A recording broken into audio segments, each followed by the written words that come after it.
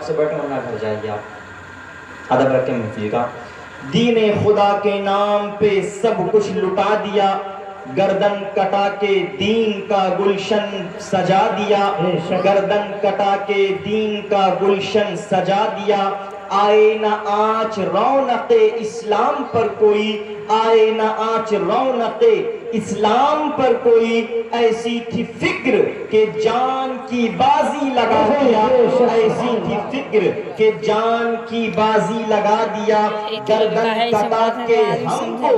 امام حسین نے، گردن کٹا کے ہم کو امام حسین نے باطل کے آگے سر نہ جھکانا سکھا دیا، باطل کے آگے سر نہ جھکانا سکھا دیا، باطل کے آگے سر نہ جھکانا سکھا دیا۔ قتل حسین اصل میں مرگ یزید ہے، اسلام زندہ ہوتا ہے ہر کربلا کے بعد۔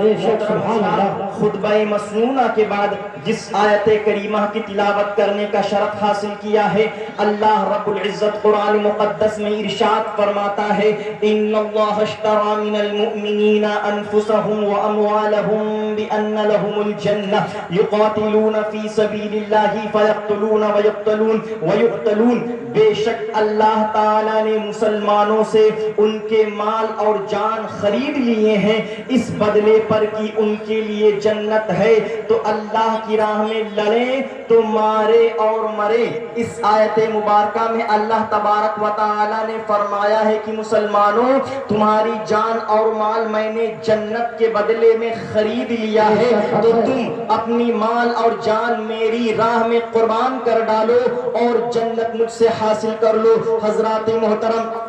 برادران ملت اسلامیہ، یہ آیت اس وقت نازل ہوئی کہ جب انصار کی ایک جماعت نے حضور نبی کریم صلی اللہ علیہ وسلم کے دست مقدس پر اس شرط کے ساتھ بیعت کی کہ وہ لوگ ایک رب کی، ایک خدا کی عبادت کریں گے اور اس کے ساتھ کسی کو شریک نہ بنائیں گے، اس کے ساتھ کسی کو شریک نہ بنائیں گے، اور وہ لوگ جس چیز سے اپنی جان اور مال کی حفاظت کرتے ہیں اسی چیز سے نبی کریم صلی اللہ علیہ وسلم کی حفاظت کریں گے۔ انصار نے عرض کی، اگر یہ شرط ہم نے مان لی تو ہمیں کیا ملے گا؟ تو سراپا نور نبی کریم صلی اللہ علیہ وسلم نے فرمایا جنت۔ تو انصار کے دل خوشی سے باغ باغ ہو گئے اور سب بیک زبان بول اٹھے کہ یہ سودا تو بڑا نفع مند ہے، ہم اس سودے کو توڑنے کی نہ خود آپ سے اپیل کریں گے اور نہ اس کو توڑنے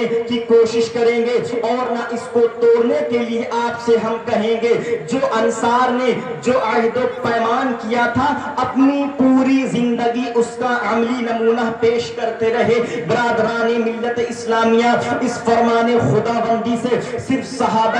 صحابہ ہی نہیں بلکہ تمام مسلمانوں کے اندر جو جذبہ جہاد اور شوق شہادت پیدا ہوا تھا اس کی نظیر کسی دوسری قوم میں دیکھنے کو نہیں ملتی۔ چنانچہ اللہ کے جلیل القدر پیغمبر حضرت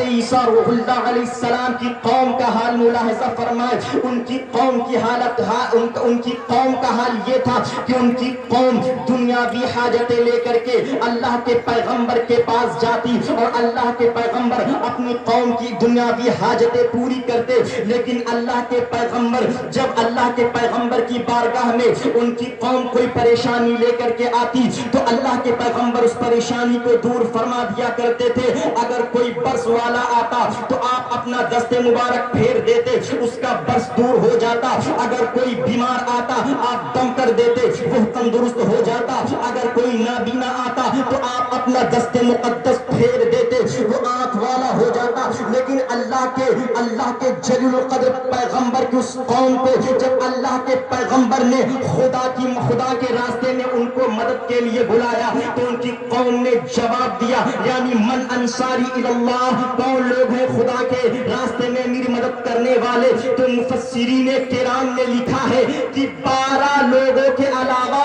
اور کوئی 13واں نہ آیا ان کی قوم کے اندر سے یعنی 12 کے علاوہ کوئی 13 آگے نہ آیا اور ان 12 لوگوں نے کہا نحن انصار اللہ، ہم خدا کے دین کے مددگار ہیں۔ آئیے حضرت موسیٰ علیہ السلام کی بارگاہ میں چلیے، اللہ تعالیٰ نے ان کی قوم پر بارش رحمت نازل فرمائی، بڑے احسانات کیے۔ اللہ کے جلیل القدر پیغمبر کی اس قوم پر بادلوں نے سایہ کیا، من السلویٰ کی بارش کی۔ چنانچہ جب اللہ کے جلیل القدر پیغمبر حضرت موسیٰ علیہ السلام نے اپنی اس من السلویٰ کھانے والی قوم کو جب خدا کے راستے میں بلایا، اے میری قوم کے لوگوں آؤ خدا کے راستے میں میری مدد کرو، تو ان کی قوم نے جواب دیا فاذهب انت وربك فقاتلا انا هاهنا قاعدون۔ اے موسیٰ آپ جائیے، آپ کا رب جائے اور جا کر کے لڑو، ہم تو یہی بیٹھیں گے۔ لیکن اللہ کی قسم قربان جائیے، فرزندان اسلام کی بارگاہ میں چلیے،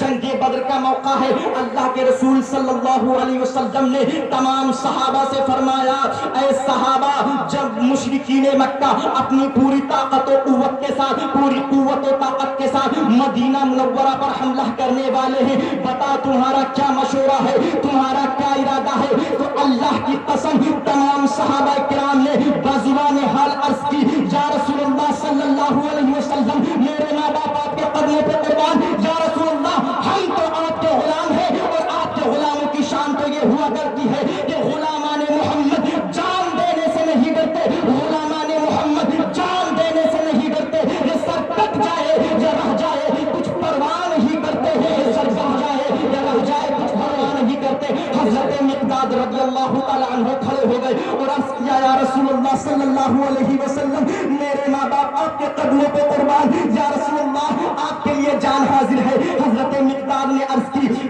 کما قال قوم موسیٰ اذهب انت وربك فقاتلا ولكن نقاتل عن يمينك وعن شمالك وبين يديك ومن خلفك۔ یا رسول اللہ ہم قوم موسیٰ کی طرح یہ ہرگز نہ کہیں گے